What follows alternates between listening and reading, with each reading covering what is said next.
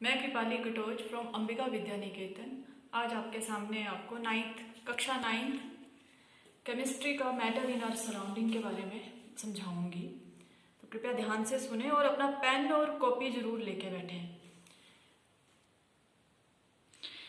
देखो, हम अपने सराउंडिंग में इतना कुछ देखते हैं। जो भी चीज़ें हमारे यूनिवर्स में हमें दिखाई देती हैं उन्हें हम बोलते हैं मैटर।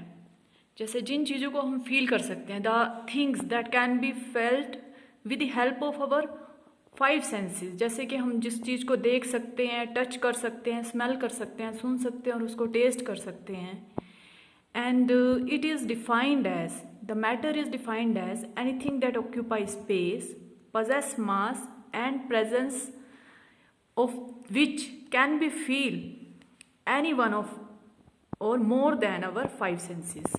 ओके, क्योंकि जिस चीज़ को हम फील कर सकते हैं, मतलब या फिर देख सकते हैं, या किसी भी 5 सेंसेस में से किसी एक या एक से ज़्यादा किसी भी सेंस से फील कर सकते हैं अगर हम तो। और वो अगर वो चीज़ ऑक्यूपाई कर रही है, स्पेस ऑक्यूपाई कर रही है, उसका कुछ मास है, तो उसे हम मैटर बोलते हैं। जैसे कि एयर को हम मैटर बोलते हैं, ठीक है। एयर को हम देख नहीं सकते लेकिन इसको हम मैटर बोलते हैं। क्यों बोलते हैं? क्योंकि इसको हम प्रैक्टिकल करके देख सकते हैं। जैसे कि जब हम बलून में इसको हवा भरते हैं कुछ भी, तो उसको अगर हम वे करेंगे तो वो कुछ अपना वेट दिखाएगा, ठीक है। तो इससे हमें पता चल सकता है कि एयर जो है वो भी मैटर है। वो स्पेस ऑक्यूपाई करता है और उसका कुछ मास होता है। एयर की फीलिंग हमें तभी हो सकती है जब ये विंड ब्लो करती है, जब वो मूवमेंट देती है, ठीक है। अब जैसे और कुछ एग्जांपल आ गए हमारे पास, जैसे heat, light, sound, electricity, magnetism etcetera. इनको हम मैटर कंसीडर नहीं कर सकते हैं क्योंकि ना ही इनका मास होता है, ना ही ये ऑक्यूपाई करते हैं स्पेस। ओके, अब देखो किस तरह से हम क्लासिफिकेशन करते हैं मैटर की। मैटर को कैसे क्लासीफाई करते हैं? इनको हम इनकी प्रॉपर्टीज़ के बेस से, जैसे कि 2 तरह की प्रॉपर्टीज़ होती हैं, physical properties and chemical properties. कैसे कैसे इनको हम फिजिकल प्रॉपर्टी से डिवाइड करते हैं और कैसे केमिकल प्रॉपर्टीज़ से डिवाइड करते हैं, इसके बारे में हम यहीं पे डिस्कस करेंगे। देखो, सबसे पहले हम डिस्कस करते हैं फिजिकल प्रॉपर्टीज़ के बेस पे। On the basis of physical properties, the matter can be classified into 3 states, such that solid, liquid and gaseous. Okay?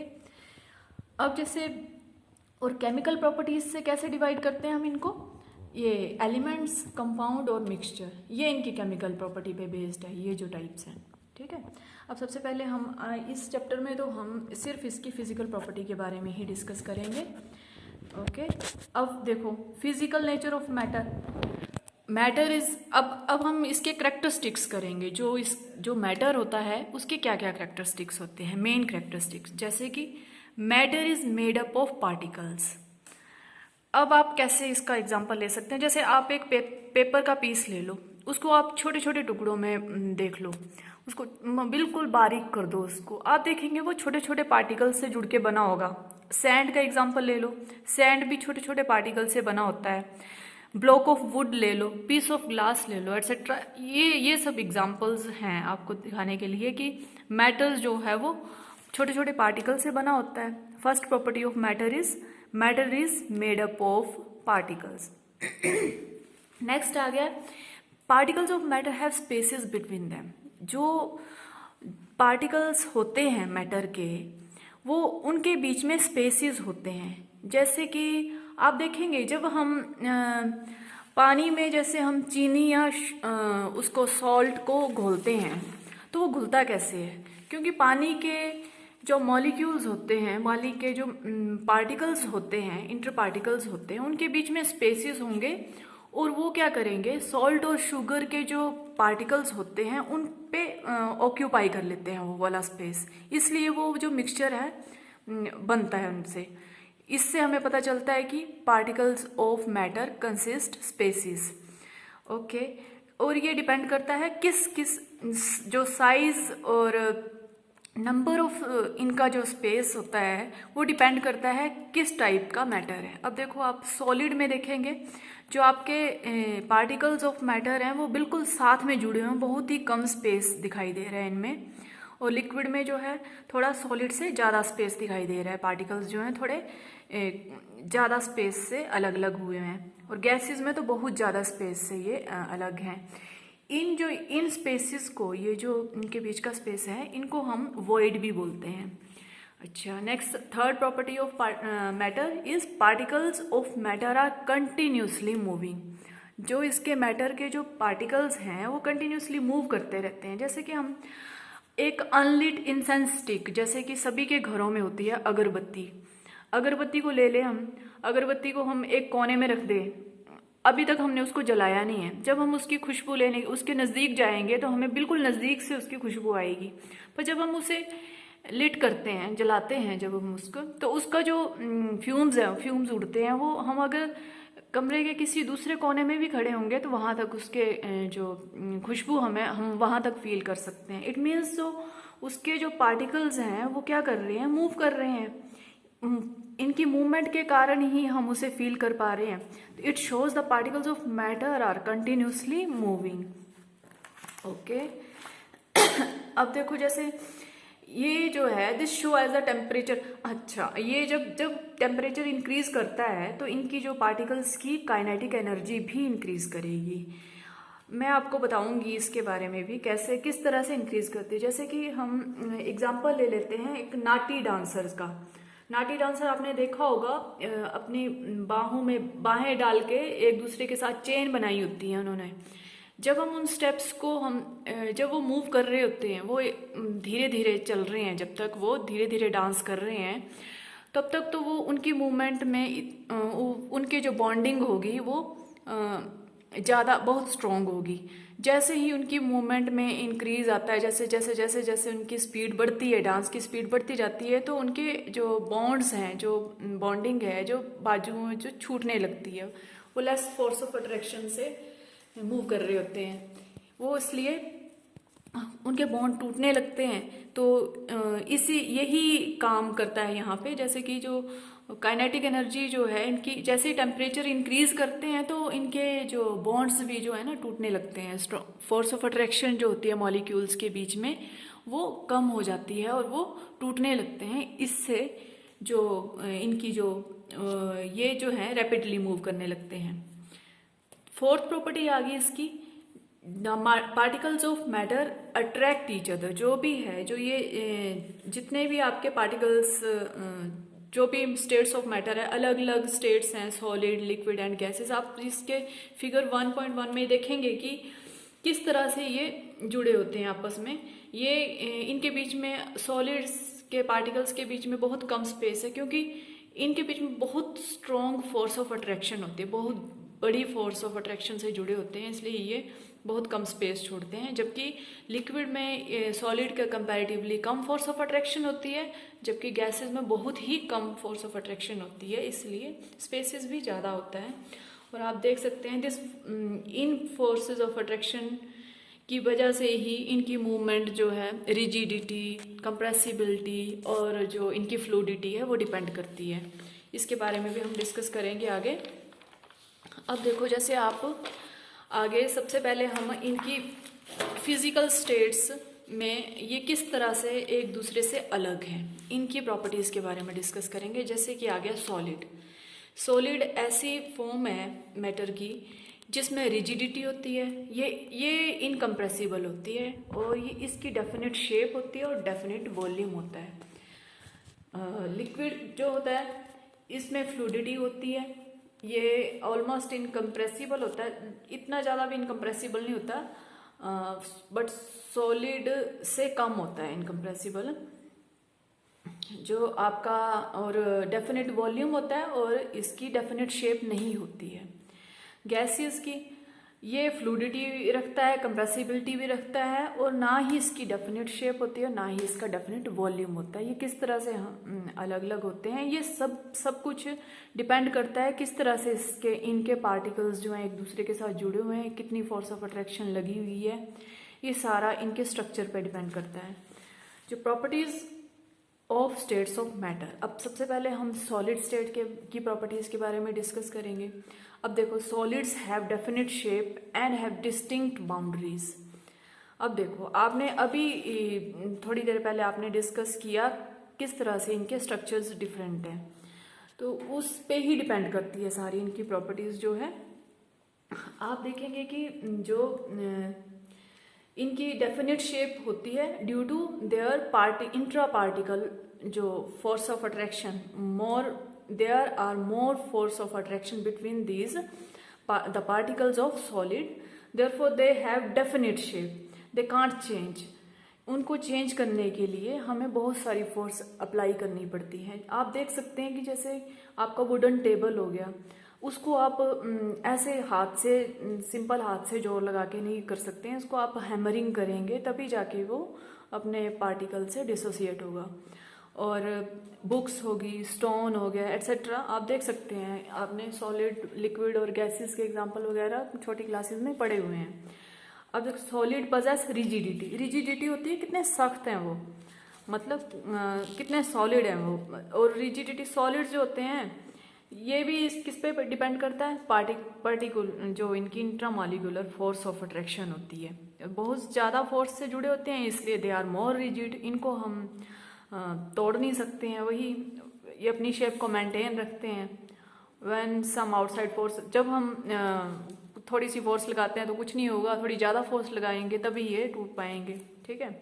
और solid have definite volume, volume का मतलब क्या होता है, वॉल्यूम होता है जैसे कि कितना स्पेस ऑक्यूपाई करते हैं। सॉलिड को हम जहाँ मर्जी रख देंगे, जैसे एक स्टोन को उठा के हमने किसी गिलास में रखा होगा तो वो अपनी शेप और अपने वॉल्यूम के हिसाब से टिका होगा। किसी बड़े बर्तन में रखेंगे तो भी वो वैसा ही रहेगा जैसा है, और पूरा का पूरा बर्तन ऑक्यूपाई नहीं करेगा।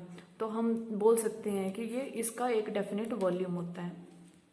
इसी तरह से solid do not possess the property of diffusion. What do you mean by the diffusion? Diffusion होती है intermixing of particles of different types of matter on their own. जो पार्टिकल्स हैं, जैसे कि हमने इंसेंस स्टिक के बारे में बात की थी, किस तरह से उसके फ्यूम्स जो हैं हवा में मिक्स होके हमारी नाक तक पहुंचे, और हम दूर भी बैठे हुए तो भी हमें उसकी खुशबू आ रही है। कोई भी जब परफ्यूम लगा के आता है तो हम दूर से ही फील कर पाते हैं कि उसकी खुशबू आ रही है। This is due to the diffusion. ये आप समझ सकते हो इस बात को कि डिफ्यूजन क्या है। Due to the small inter particle distance and strong force of attraction. अभी आप देख रहे हो कि सारा कुछ किस पे डिपेंड है, किस तरह से इनके पार्टिकल्स आपस में जुड़े हुए हैं। इनकी जो इनके बीच में जो स्पेस है बहुत कम होता है पार्टिकल्स के बीच में, सॉलिड के, और स्ट्रॉन्ग फोर्स ऑफ अट्रैक्शन होती है, ठीक है।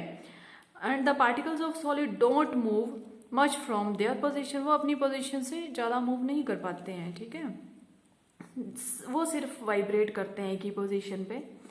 Therefore in general solids don't possess the property of diffusion. और अच्छा, हम एग्जांपल ले लेते हैं, जैसे दो सॉलिड मेटल ब्लॉक का कुछ एक केसेस होते हैं जो डिफ्यूजन शो करते हैं। जैसे कि हमने दो सॉलिड मेटल ब्लॉक्स ले लिए, उनको हमने स्ट्रॉन्ग फोर्स के साथ उनको किसी चीज़ से बांध के रख दिया और काफ़ी साल तक उनको हमने बिल्कुल नहीं छेड़ा, बिल्कुल नहीं हिलाया। जब हम उसकी वो जो खोलेंगे जिससे हमने उसको फोर्स बांधा हुआ है, तो हम देखेंगे कि वो आपस में जुड़े रहेंगे।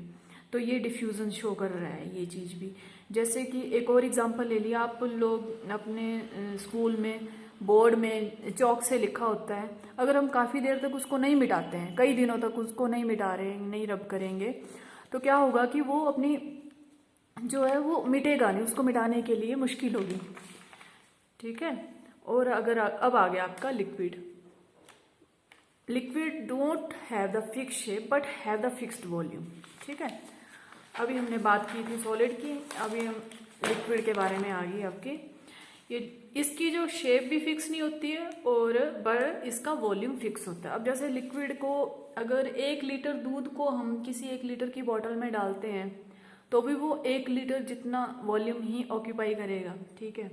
और अगर हम किसी 2 लीटर के डब्बे में डाल देते हैं उसको, तो भी वो अपना उतना ही 1 लीटर का ही वॉल्यूम ऑक्यूपाई करेगा, अपना स्पेस ऑक्यूपाई करेगा। ठीक है, इसलिए हम बोल सकते हैं इसका फिक्स्ड वॉल्यूम होता है, लेकिन इसकी फिक्स शेप नहीं होती। अगर हम इसको किसी ग्लास में डाल देते हैं, गिलास में, तो वो गिलास की शेप ले लेगा, और अगर हम इसको किसी मटके में डाल देते हैं, किसी पतीले में डाल देते हैं, तो वो पतीले की शेप ले लेगा। देखो हम कह सकते हैं कि, और ये क्यों होता है ऐसा, due to the inter particle force of attraction.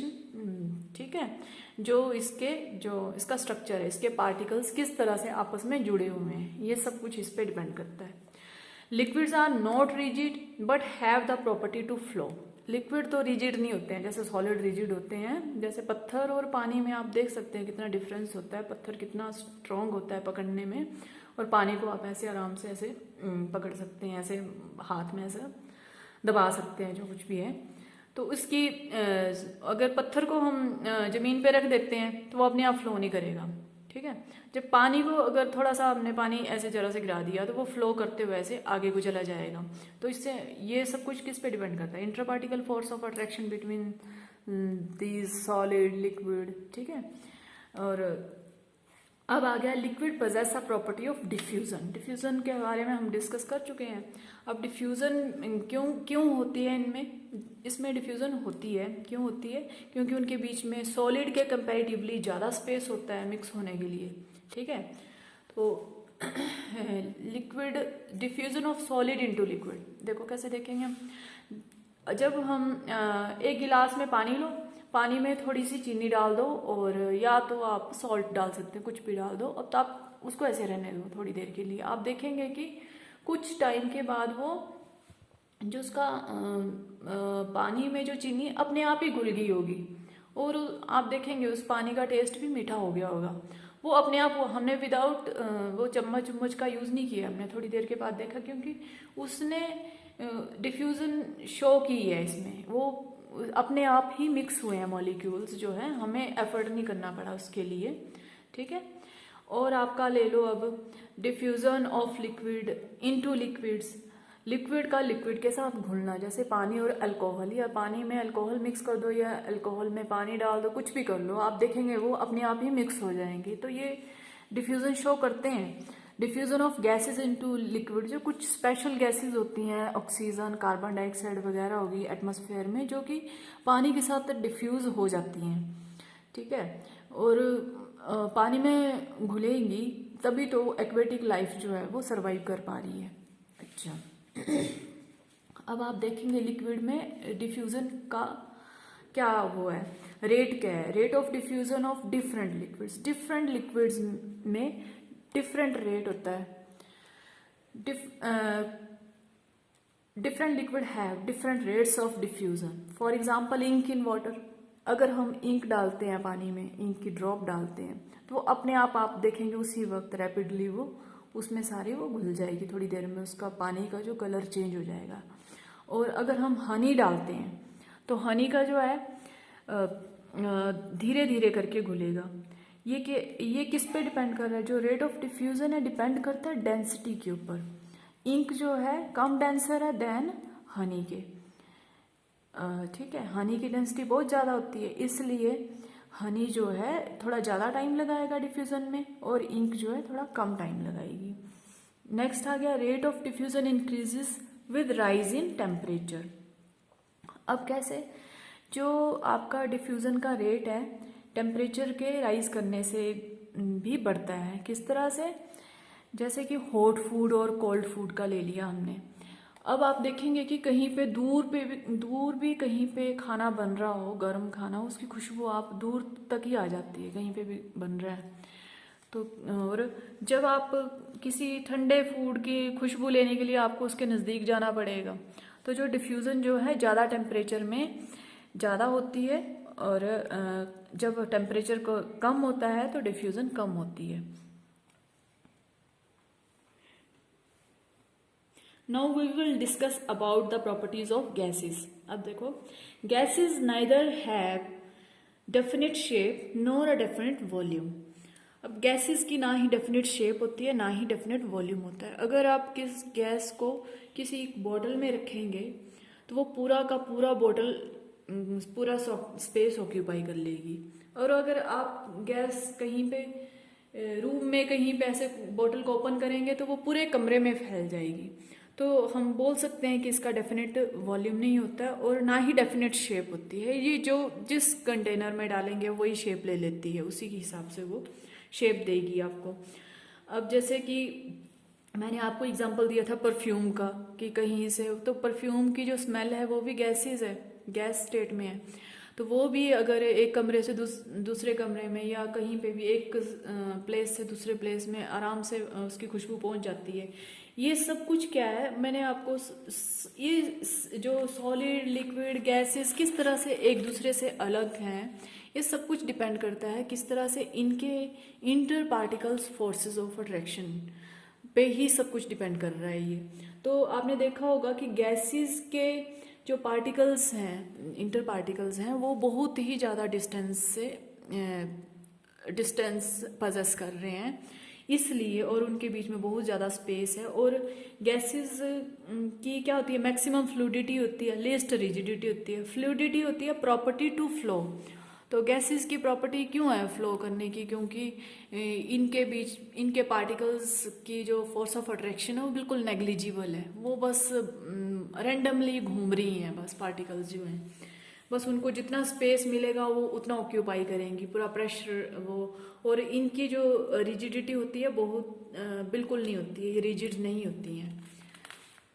अब आप बात करेंगे, जैसे कि हमने बात की थी कि solids are rigid but gases are not rigid. अब एग्जांपल ले लो जैसे स्पॉन्ज का। स्पॉन्ज बोलता है तो हम इसको सॉलिड है, लेकिन हम बोलेंगे जब हम उसको ऐसे दबाएंगे तो वो कंप्रेस हो जाएगा। वो ऐसा क्यों होता है, क्योंकि हम देखते हैं कि वो सॉलिड पार्टिकल से तो बना है लेकिन उसके बीच में बहुत से वॉइड हैं, छोटे छोटे छोटे छेद। ध्यान से देखेंगे आप, उसमें छोटे छोटे पोर्स हैं। उन पोर्स के बीच में एयर है। एयर कौन सी स्टेट है, गैस है। Therefore we can compress that. और ये पूरी तरह से सॉलिड की प्रॉपर्टी को पूरी तरह से नहीं दिखाता है, क्योंकि ये सॉलिड और गैस दोनों का कॉम्बिनेशन है। अब देखो आप, गैसेस आर हाईली कंप्रेसिबल। अब ये हो चुकी है हमारी वो, क्योंकि इनके पार्टिकल्स इंटर पार्टिकल्स फोर्स जो है बिल्कुल नहीं होती, इसलिए ये कंप्रेसिबल होती हैं। गैसेस हैव लो डेंसिटी, सबसे कम डेंसिटी होती है गैसेस की।